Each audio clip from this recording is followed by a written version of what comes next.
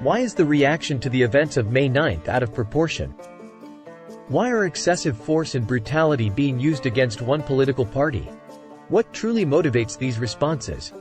Let's delve into historical precedents to shed some light. Often, when powers that be seek total control, they resort to one of two strategies: orchestrating a false flag operation or exploiting an incident to suppress their opposition. Democratic principles and individual freedoms are sidelined, with adversaries effectively cornered.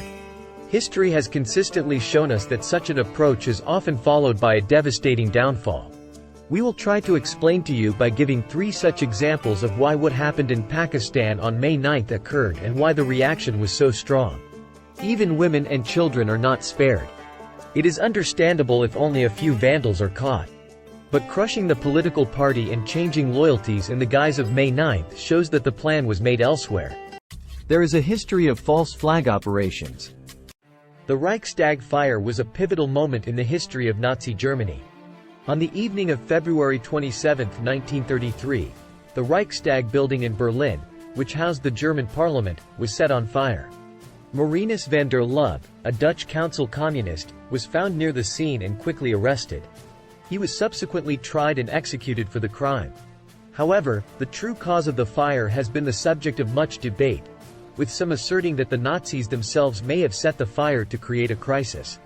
Regardless of who was truly responsible, Adolf Hitler, who had been appointed Chancellor just a month prior, capitalized on the fire immediately. Hitler and his party, the Nazis, used the fire as a pretext to claim that communists were plotting against the German government. The very next day, Hitler persuaded German President Paul von Hindenburg to issue the Reichstag Fire Decree. This emergency decree suspended many civil liberties in Germany, including habeas corpus, freedom of expression, freedom of the press, and the right to public assembly. The Nazis used this decree to suppress their political opponents, particularly the communists, but also social democrats, and began to arrest and imprison thousands of them. By creating a state of emergency and blaming the communists, Hitler was able to gain support from other parties and the public to further solidify his position. A month after the fire, on March 23, 1933, the Enabling Act was passed by the Reichstag, giving Hitler's government the legal authority to make laws without the consent of the parliament, effectively making Hitler the dictator of Germany. This marked the beginning of Hitler's authoritarian rule, as he was able to manipulate the fear and chaos resulting from the Reichstag fire to consolidate his power, suppress his political opponents, and implement his aggressive foreign and domestic policies without any political opposition. Even today, the Reichstag fire stands as an ominous example of how a crisis can be used to erode democratic systems and enable the rise of authoritarian regimes. The 1971 Indian plane hijacking, also known as the Ganga incident, was a significant event that escalated tensions between India and Pakistan, leading to the Indo-Pakistani War of 1971.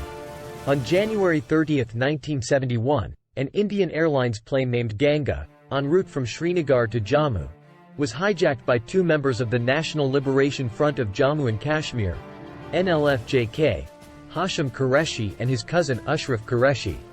The plane, with 26 passengers and a crew of 4, was forced to land in Lahore, Pakistan. Upon landing in Lahore, the passengers were released and the hijackers set fire to the plane. Hashim Qureshi later claimed that the intent behind the hijacking was to gain international attention for the cause of freedom in Jammu and Kashmir. However, the incident had far-reaching consequences. The Indian government accused Pakistan of orchestrating the hijacking, which Pakistan denied. In response to the hijacking, India immediately banned all Pakistani aircraft from entering Indian airspace. This had a significant impact on Pakistan, as it caused major inconvenience to flights between East and West Pakistan, which had to be rerouted due to the ban, making travel time considerably longer. These tensions exacerbated the already strained relations between the 2 regions of Pakistan, contributing to the discontent in East Pakistan, which would eventually lead to the Bangladesh Liberation War later that year. The hijacking also played into India's decision to intervene in the Bangladesh Liberation War, which led to the Indo-Pakistani War of 1971.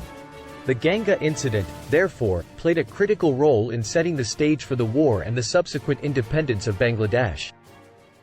For those unfamiliar, the USS Maine was an American naval ship that mysteriously exploded and sank in Havana Harbor on February 15, 1898. This incident was a significant factor that led to the Spanish-American War later that year. But was it a false flag operation, as some theories suggest? Let's find out. A little background first. The Maine was sent to Havana to protect U.S. interests during the Cuban revolt against Spain.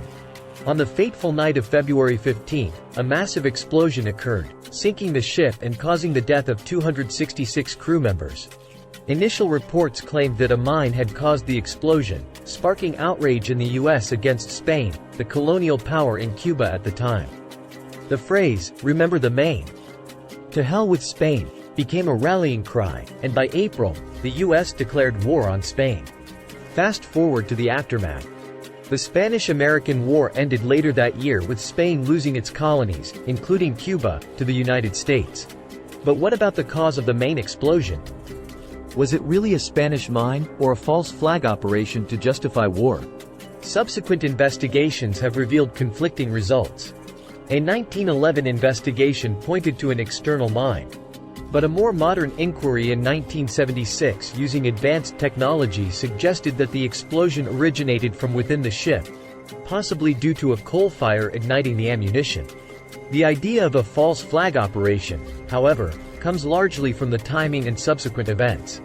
The sinking conveniently rallied American public opinion against Spain and directly led to a war that expanded U.S. imperial reach. Thanks for joining us today for this look at a pivotal and controversial moment in American history. Stay tuned for more deep dives, and don't forget to like, share, and subscribe for more interesting insights. See you next time.